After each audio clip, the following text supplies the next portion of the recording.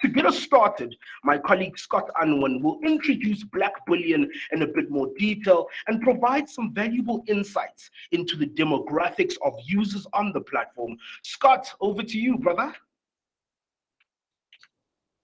Thank you, TK, and good afternoon to everyone. Thank you so much for joining us. My name is Scott Unwin. I'm the Head of Innovation and Operations at Wafunda, and I'm just going to tell you a little bit more about the Blackbullion South Africa product. So it is the local adaptation of a global award-winning financial education platform. The platform is used by universities across the UK, Australia, New Zealand, and South Africa, and is available to over 1 million students, giving them the confidence to create a money-smart future. What makes Blackbullion South Africa so unique is that it's specifically designed for young people from the ages of 16 to late 20s. The platform is colorful, engaging, it has a gamified interface, and the content is easy to understand and relatable for young people. Importantly, we provide financial education and not financial advice.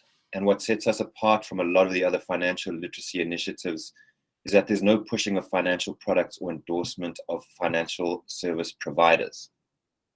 The content covers a broad range of topics relating to financial well-being, including all the fundamental topics you'd expect: budgeting, saving, debt and credit, and investing. And we also have content that focuses on other related issues such as black tax, loan sharks, and financial scams. In localizing the content for Blackbullion South Africa, we work closely with young people to help us understand what is important to our audience when it comes to learning about personal finance. And this is really something that is baked into our content and product development process. We'll always engage with our young people to ensure what we deliver is relevant and accessible. So the platform delivers content via interactive pathways, which have built-in assessments, and text-based articles with additional resources. In addition to the content, the platform also includes detailed analytics that track user engagement and progress.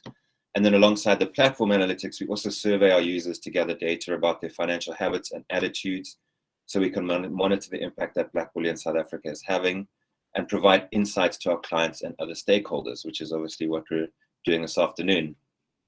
We also focus on building a community of young people via other channels and touch points, including emails, social media, live webinars, competitions, and incentive campaigns.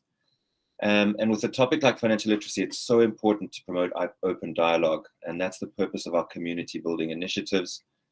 And we also want to broaden the impact of our work beyond the platform. And we really have seen great success with those community building initiatives over the past few months.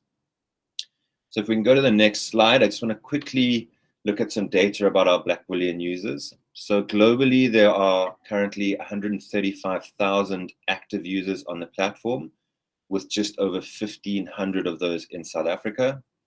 Drilling down a little bit to the South African user base, it is predominantly female, almost 60% of our users, and majority Black, over 90%. And the average age of our SA user is 26, with the majority in the undergraduate phase of their tertiary studies. So that's just a little bit about the platform and a little bit of detail about our user base. I'll now hand over to my colleague Duncan, who'll contextualize the financial well-being of young people in South Africa. Duncan, over to you. Awesome. Thank you so much, Scott. And thank you to everyone for joining us this afternoon. I see a couple of familiar faces and names in the chat. And our UK team has also joined us, Migle and Annie. Great to see you guys. And thank you so much for joining this webinar.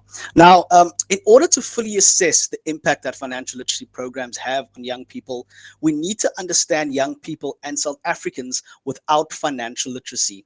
And we'll take a look at 3 parameters for this. Who is being negatively affected by a lack of financial literacy, the direct and immediate impact that the lack of knowledge has on young people and their financial well-being, as well as the continued impact that this ever-growing knowledge gap has on young people as they move through life. And we take a look at literature for this, right? And First of all, we can see who is negatively affected by a lack of Finlit. Immediately, we see that Black people, young people, and women within this country possess low or insufficient levels of financial literacy and are most negatively affected by it. And the direct impact that this lack of knowledge has is an inability to interpret financial information and basic financial information, which is critical to navigate life and those money moments that you come across, as well as an overconfidence in important financial decisions. Now, this results in indebtedness and a lack of financial planning, and the overconfidence tends to come from an overcompensation for their lack of knowledge. The widening financial gap has generational impact too. Young people get entangled in bad debt. It affects their access to education and continued opportunities in the future, slowing down their socioeconomic development.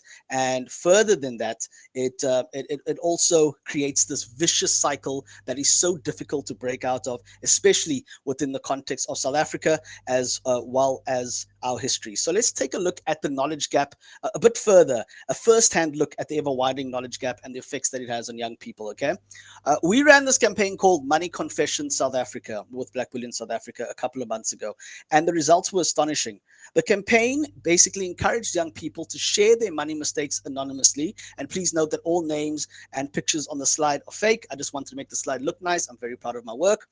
And from this campaign, we can see the mistakes our young people are making. We've got everything from investing in Forex like Nipo, who desperately needed a quick buck, to overspending, living outside their budgets like Npombi.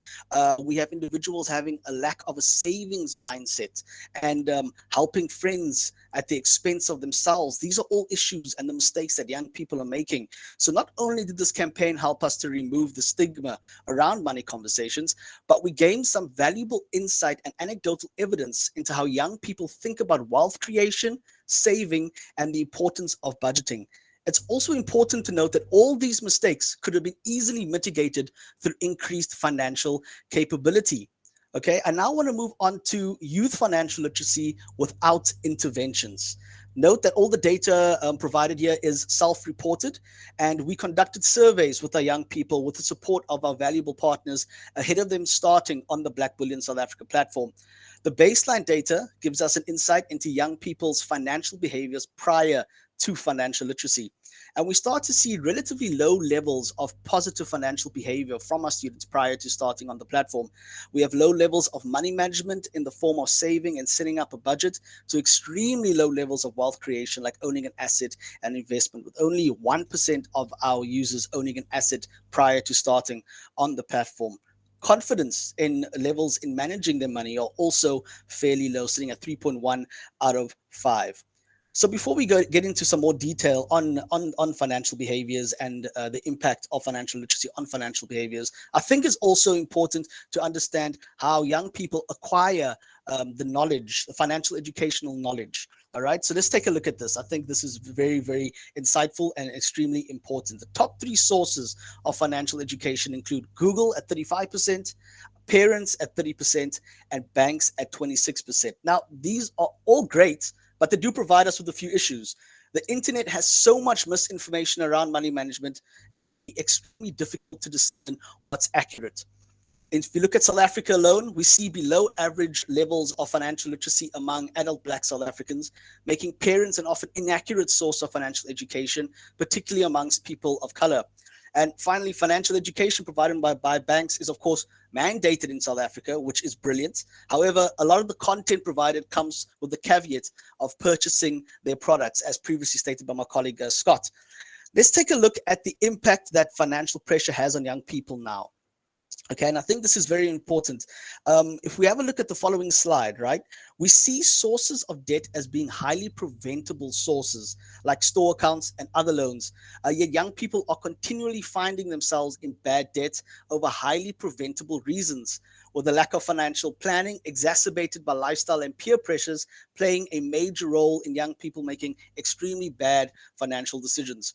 We also want to stress that the majority of the influences of bad financial decisions come from a lack of financial planning, which can then be correlated to a lack of financial education. And more importantly, though, we'll see how this changes in a few minutes.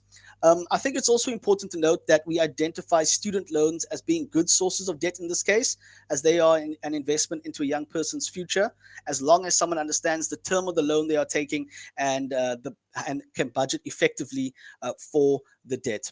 I want to drill down into some more detail, though, into how financial pressure affects young people, and it's an overarching effect that we see.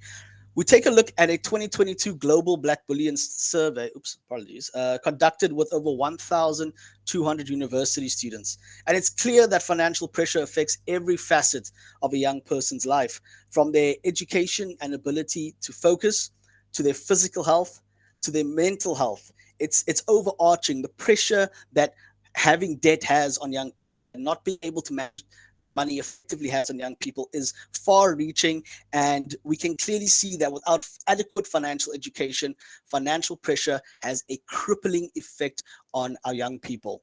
So now what happens when we expose young people to financial literacy? After just a minimum of 2 months utilizing the Blackbullion platform, we see financial confidence increase by 29%, which is brilliant. Student feedback relating to specific pathways on the platform indicates increased confidence in the ability to save, manage their debt, and understand how a credit score works. This took a scaled approach and represents the most significant positive change. Importantly, though, along with a positive change in their psychological outlook towards their finances, we see a change in financial behaviors. We see a 30% increase in users who now save on a regular basis, and an 81% increase in users who now have a monthly budget to manage their money. This information is so vital in being able to measure the impact of financial literacy on young people, and demonstrates an increase in effective financial planning, which is brilliant to see, and it's something that we're very proud of. Now, I want to take a look at these improved financial behaviors in more detail, okay? So let's take a look at how young people performed prior to access on the Blackbullion South Africa platform, right? I save money regularly, 29%. I manage money by setting up a monthly budget, 36%. I own an asset, 1.2%. I'm part of a stock file, 10.7%. Now let's take a look at how young people perform after using Blackbullion. We see major shifts in users displaying positive financial behaviors after only a minimum of 2 months on the platform. And I also think it's important to note that around 10% of the students and the users on the platform download a free online budgeting tool to start creating budgets. I also wanted to share what our users had to say about using the platform. And please note that these are direct quotes from our users. I have learned that I can save without having to earn a large amount of money. And I also got to learn the importance of budgeting and how inflation and tax works. And that's from Nonhlanhla. We also have Tanyani, one of my favorite learners on the platform. He loves to engage with us on our social media too. Learning on the Blackbullion South Africa platform has assisted me in beginning to avoid spending more money than I make, which has assisted me in avoiding debt. Our young people are learning, growing, and they are reducing the financial knowledge gap further every single day. Another important factor that I would like to mention is that we are seeing a change in the financial education acquisition of young people. If we had a look at how users acquired financial education prior to Blackbullion, we see Google, Parents at Bank, just a reminder for you guys, but post Blackbullion, or while using Blackbullion, after just 2 months of using the platform, this changes significantly. 80% of the respondents now use Blackbullion for their financial literacy needs. We also see an increase in users accessing more accurate sources of financial education, like their banks or other financial literacy products, which also speaks to their confidence in dealing with other financial literacy resources now that they're able to speak this often complicated language. And when I say complicated, we mean it. I mean, we all try to navigate the landscape, and sometimes it can get ahead of us ourselves. I've had to rely on Google to explain complicated financial jargon about almost every single day, in fact. So let's move on and look at students who share some of their perspectives of using the Blackbullion platform. As we can see from the slide, it's wholly positive. After using Blackbullion, we see students starting to plan better financially and avoid making bad decisions. There are, of course, still some obstacles facing students, particularly within the context of South Africa, in terms of accessing the learning on the platform, with data and time being the major barriers to access. We are, of course, constantly innovating to solve these issues. And there's also just some further insights into the platform. For full completion of the content, it only takes around 3 gigs, with students having access to the platform for a year or more. So data usage is quite minimal, but in the moment, if you don't have data, it can be quite challenging. But once again, we are looking at future plans to mitigate any of these issues. We also asked our users which content had the most impact on them. And even though it's the highest consumer of data, our gamified video content continues to provide the most impact for users, followed by our live webinars and, of course, our articles. Our webinars in particular were a new addition this year. They focused on a variety of topics, from understanding your relationship with money, side hustles, and the psychology of money, which was in association with Money Smart Week South Africa and the FSCA. And just to give you some insight into how our webinars have performed this year, the average view duration for our webinars were 15 minutes. We had a 60% attendance record, when the global average for webinars is around 10, and the average age of attendees sat at 25 to 34 years old.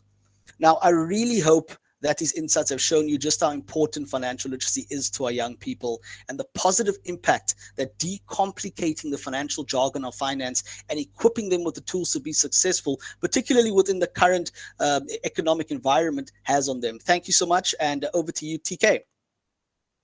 Duncan, thank you so much for diving into the data. And for us personally, working on Blackbullion South Africa, it's been an absolute honor helping young people to build this relationship with their money. We know how complex and difficult it can be. And if you take a second to think back to when you were still in varsity, or you were transitioning from high school into university, or university into the world of work, having had a platform like this, how different you would personally be handling your money as well. So thank you so much, Duncan, and thank you so much, Scott, for taking us through all of that content. It's quite interesting to see how the platform has touched young people, particularly around some of the community building that we do, which is the webinars, it's the sessions that we host with these young people, some touch points to ensure that they do remain engaged with the platform itself, but then we are with them as they continue to build this relationship with their money. And of course, that leads us into a Q&A around the platform, around some of the insights, some of the things that we've picked up from young people. So if you do have a burning question for us around insights, the Blackbullion South Africa team is here. So please do go into the chat, and of course, we will try to answer that question as best we can.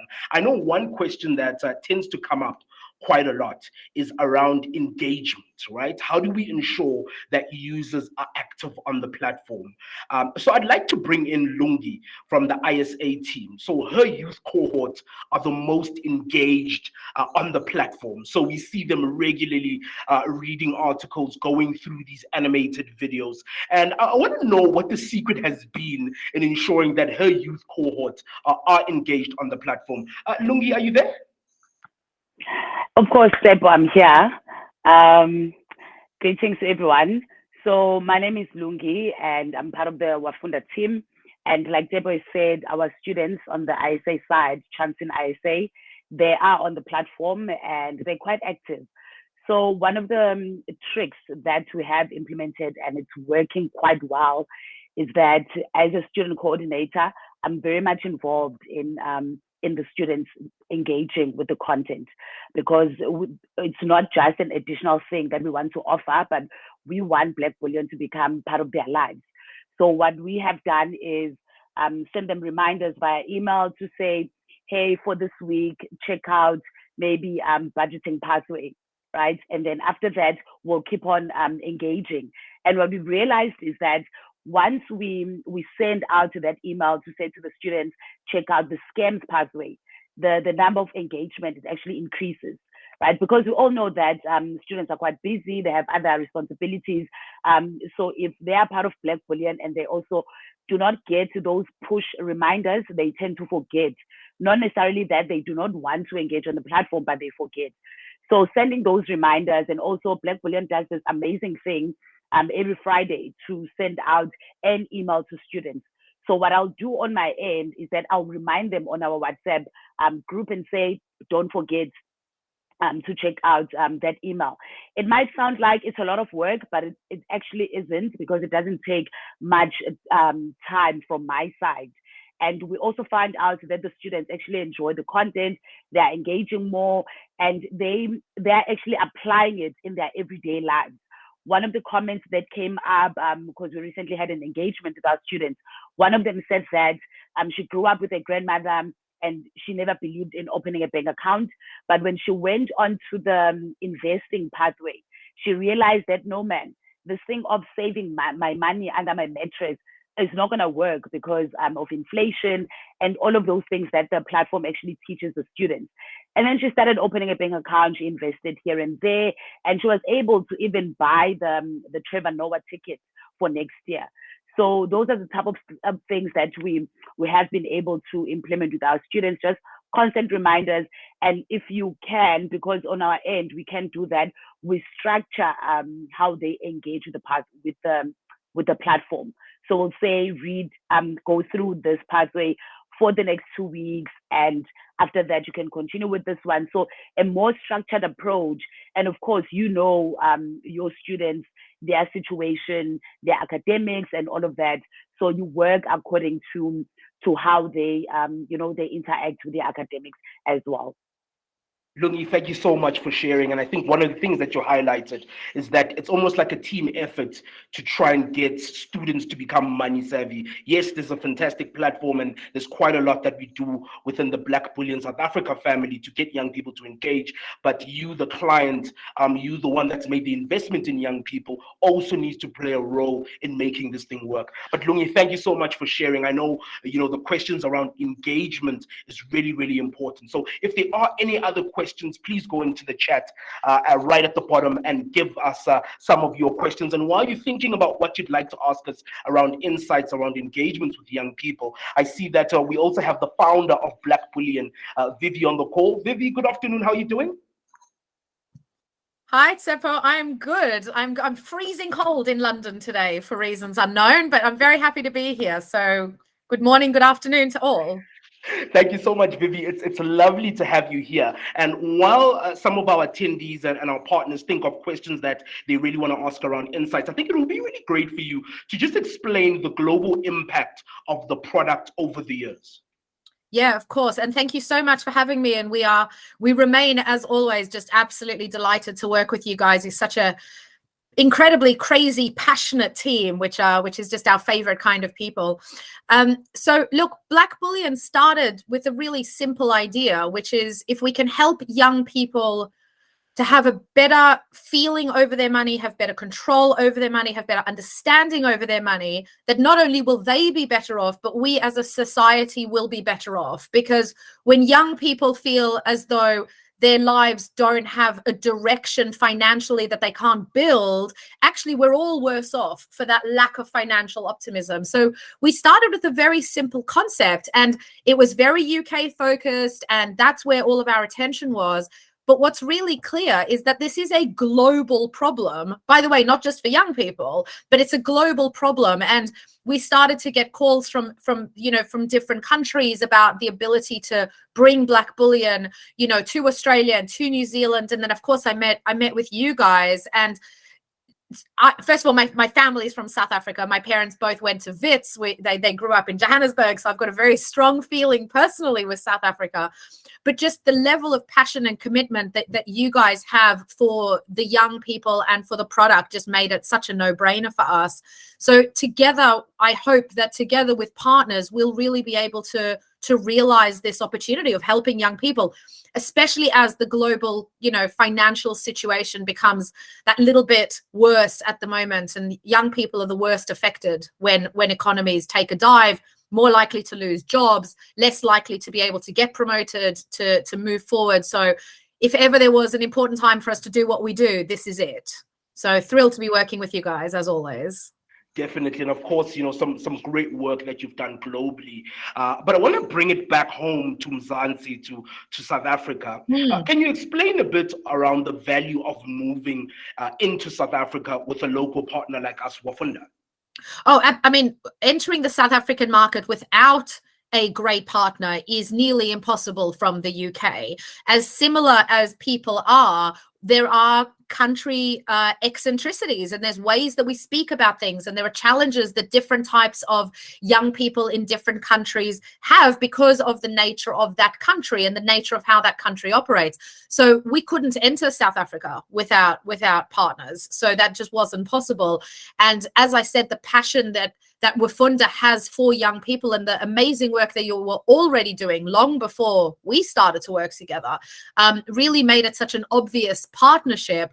What we look for in partners when we enter a new region, especially one that we don't know as well, is people who are passionate about the solution, not just people who can see that money can be made, because everybody can see that money can be made, but that's not a good driver for something like this. Everyone hopes that we can keep earning a living from it, otherwise we can't pay our teams and they can't pay their own bills.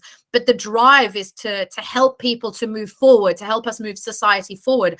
And to do that without a partnership in a country that isn't the UK where we are based is nearly impossible. And you guys ticked all of our boxes. You're crazy passionate. You know what you're talking about. You already work with these young people and with different organizations working with young people. And you believed in our mission before you knew that it was our mission. It was your mission. So the alignment was, 99.5%.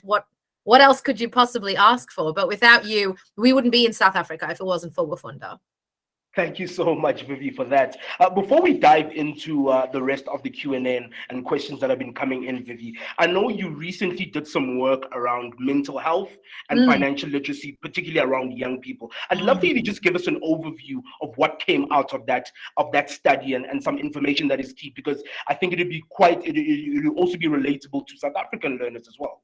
Absolutely. And mental health is a global challenge for not just young people, all people, but mental health is a global challenge. And ironically, I think no one connected mental health and financial health in the UK until we started talking about it. And one thing that we know is that when you have financial distress, it impacts on your mental health. And when you have mental health distress, it impacts on your money. And those two things move completely in tandem. So several years ago, I think it was 3 or 4 years ago, pre-pandemic, we started to produce a research report around student money and mental health, which I think now is the student financial and well-being report, which I know you have access to and can no doubt share with the audience. But a lot of what we were worried about was how a focus on only mental health without addressing the underlying problems wasn't able to solve or move these young people forward. So some of the more troubling statistics certainly was around the differences between how men and women use money. And for the purposes of the survey, of course, we talk about how people identify themselves, and that's, a separate conversation. But women tend to be more traditionally locked into making sure that they're budgeting and being careful about debt, but they don't look as much towards the future. They don't look so much into investing and into cryptocurrency and the rest. Men are more likely to take big risk, but men are also more likely to suffer with very serious mental health problems along lines of things like suicide. And we know that running into financial difficulty can make that a bigger issue. So those were some of the headlines that we were worried about. The lack of optimism for the future, anxiety, inability to study, inability to focus, inability to concentrate on work or studies was a real concern for us. And intuitively, it makes sense. If you're worried about how you can put food on the table or pay for your electricity bill, you're not going to be able to focus on your studies or on getting great work experience or on being a member of society as a volunteer or working. And so there's so many different components. But if we tear them down to their kind of basic level, being mentally healthy and being financially healthy and being physically healthy are the 3 keys to being well and to be able to live a good life. And we were very worried by the lack of enthusiasm and optimism for the future. That for me was the biggest and hardest takeaway. And a lot of that comes down to being financially savvy and being able to see how your financial future will kind of lay out before you. Wow, Vivi, thank you so much for sharing around the global impact, around bringing this fantastic platform into Africa and South Africa in particular, and then that link between mental health and financial health, which a lot of us don't think about, but yet is so important. Yeah. Thank you so much for sharing, Vivian, for joining us. Thanks, Tsepo. It's my absolute pleasure to be here. I'm going to go offline, but if I can be helpful with anything, just give me a holler. I'm still here. Definitely. So I'm going to bring back Duncan and Scott, who are obviously part of the Blackbullion South Africa team. There are a number of questions that have been coming through. One of the questions is around how do we encourage engagement on the platform? Scott, Dunk, who's happy to take it? Perhaps you guys can even give us little different aspects of that engagement and how we do it. Yeah, I'm more than happy to take that question. I think a big part of encouraging engagement on the platform boils down to our community engagement initiatives that we run. We have a number of campaigns that get run via social media as well as via mail and other channels to encourage engagement, from a money quiz, which utilizes some of the content on the platform to test users' knowledge,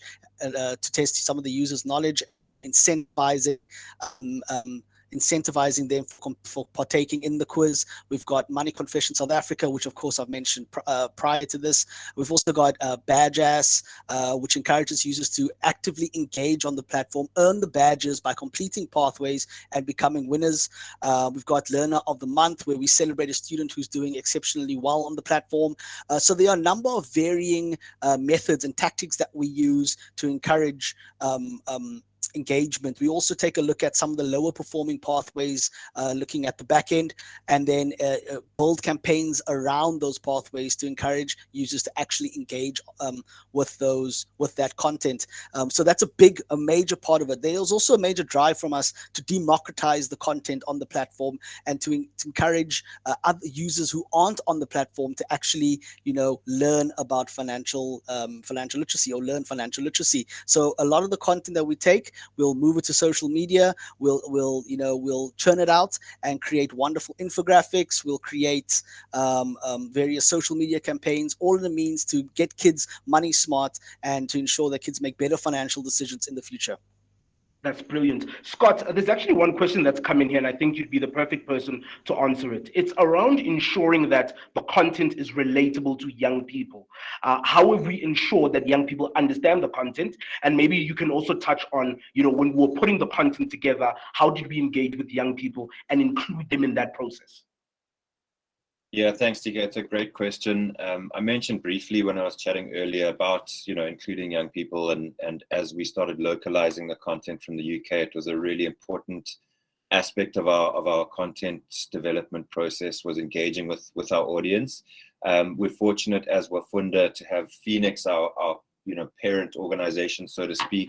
We've got direct access to young people, most of them in tertiary studies, and so we're lucky to have that, and we really have made good use of the fact that we have this direct line to young people. It's easy for us at this life stage to look back and say, I wish we had this education, but it's different to be a young person in the situation, particularly now, as we've seen in the last couple of years in COVID and really tough macro situation at the moment. So it's vital that we actually engage with young people and find out what they want to know about. There's always the fundamentals of financial literacy, which will never change: the budgeting, the saving, the investing. But firstly, around those topics, there's also context and nuance, and what's relevant to a young person in South Africa is different from other areas in the world. So again, just coming back to it, our content development was really informed a lot by engagement with users. So when we piloted, we gathered a lot of data from our pilot students as well. We had focus groups, kind of informal chats with our users. So there was a lot of feedback that came from our users, and as I mentioned earlier, that's going to always continue to be a part of our process, is engaging with our users, making sure what we put out there is relevant. And I'll just leave it, with one really key example, which we tell a lot, you and I, TK, in our client sessions, is around a session where we had a student and we were talking about loan sharks. which is a kind of an issue in South Africa, obviously. And we had a young person on the call say, look, my mom was a loan shark for a while, and so we had to then realize that the context is so important, and how young people experience these things is so important and different and nuanced. And so when we ended up writing the loan sharks article, we had to kind of consider that people have these very different experiences, of loan sharks, for example, but all these other elements of, financial activity and behaviors and attitudes. And yeah, so that's why it's been super important and a very useful and gratifying part of our process to speak directly with our young people. Yeah, that's fantastic. One of the other questions that comes about from Thabo is around tools. What tools do we currently have on the platform? And I think this is around making things a little bit more practical. Dunk, do you want to touch a bit on what tools are on that platform itself? Yeah, so we've had the budget calculator, which is a brilliant tool on the Blackbullion platform where students can actually go and log in, create their budgets, and see firsthand, how much they're spending and how much they're saving, how much is left over at the end of the month. It's a wonderful tool that we utilize on the Blackbullion platform, and it's one that is proving to become a lot more popular as students discover it, and it's something that we do promote within our marketing communications, as well as when we do a focus on budgeting. That's fantastic. Scotty, another question coming around analytics on the platform. What can a client or a partner view in terms of analytics? I know this is something quite unique because, a lot of products don't have that ability to watch analytics on the platform. So what do we have on ours?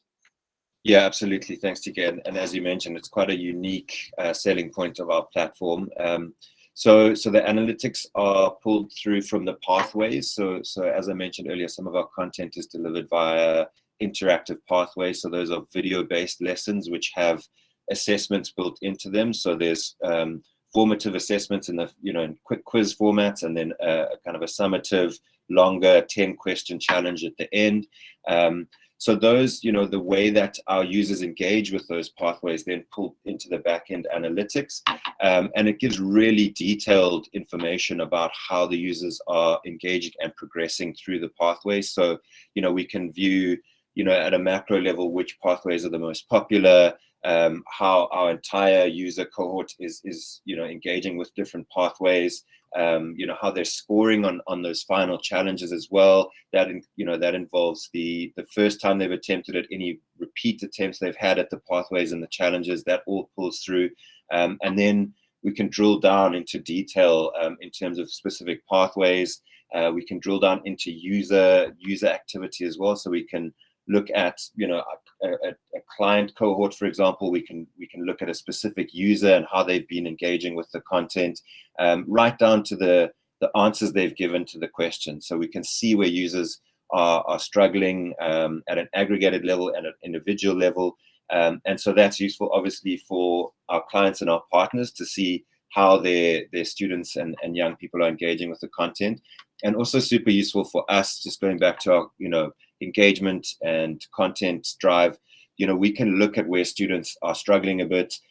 We can push them additional content, additional resources. If we see there's kind of general either low engagement or maybe low scoring on certain pathways, we can, and we do, then use our community building efforts and other channels to then help students with either areas that they're struggling or promote certain pathways if we see that there's low engagement. So those analytics, it's very unique to financial literacy products, and we try and use them as best we can, both to inform our clients and to inform our own content and engagement with our users. Cool stuff. One other question as well around content. Are we looking to add new content onto the platform? Would the content be different? Is it still going to be pathways and articles? Just a question around the type of content that we will be adding in the future and what that looks like. Sure. Yeah. I mean, it's always been our intention to grow the content library. Vivi and team in the UK have developed an amazing library of content. We've taken quite a big chunk of that and localized it as an initial kind of content phase. But it's always been our intention to grow the library. So this year we've already added, I think, 6 or 8 new modules. We localized the pathway. a number of new exciting articles on the platform this year as well. And so that will continue into the next, into next year and the next few years to grow that library. So it's a mixture of looking at what's available globally and what we can localize. And then also looking, back to engaging with our young people, what they want to know about. Perfect example from this year was the cryptocurrency article. We had a lot of students asking us, a lot of users saying, we want to know more about this topic. How do we learn about crypto? So we wrote an article about that. So that's going to be our strategy going forward, is what's available, what do our users want, and then, delivering it, writing articles locally, developing some pathways with some local experts as well. And then, we also use our webinars to address topics that our users want to know about. So that's another great channel of content and an opportunity to engage with our users in real time as well, which is great. So yeah, content is big, will always be a priority for us, and we'll always be responsive to our users and ensure that there's relevant and relatable content on the platform. Cool. And then one here for Dunk around some of the social media content that we create. How do we ensure that it's fresh, it's young, it's relatable to young people? What's the process around some of the campaigns that we create? Awesome. Yeah, that's a brilliant question, TK. Well, there's a number of ways we go about doing this. The one thing is we love to connect with our young people. So we always connect. We do this a catch up with our young people, where we ask them some of the pertinent things that they're going through in their financial lives, the topics that they would like to know more about, what they would like to see from our social media, following certain financial trends on social media, speaking to people on the ground, and then creating our content based on that. We also at just key markers throughout the year. We've had Savings Month, we've had World Week, and those are all important financial topics young people often don't know about, and we try to promote that as best as possible by making the content as fresh and relatable as possible to speak the language of a young person and ensure that we get our message across in a way that they can understand. Duncan, thank you so much for sharing. Scotty, thank you as well. It's very rare that sessions end on time or even early to begin with. But thank you so much for the team for sharing some of these great insights and for all the questions that came through. So that brings us to the end of the Blackbullion South Africa's Insights webinar, the flip side of the coin, youth financial wellness in focus. From me and the rest of the team, thank you so much for joining us, and I hope that you definitely do enjoy our insights. We will be sharing, the recording of this actual webinar itself, and of course some of the data that we've been able to collect as well. Thank you so much. We do look forward to getting in touch with you guys. Of course, we're all over the show in terms of social media, so we are on Twitter at Blackbullion SA, we're on Facebook, we're on LinkedIn as well, and of course you can email us blackbullion@wafunda.com. More than happy to engage with you to get your young people onto this platform. We implore you to make the investment in your young people. You're already spending money on their bursaries or other types of soft skills, but financial education is one that should be a part and parcel of what your offering is. Thank you guys so much for joining us. That brings us to the end of the session. My name is Tsepo Khapane, and I'm a proud member of the Blackbullion South Africa team. Thank you guys so much for joining us.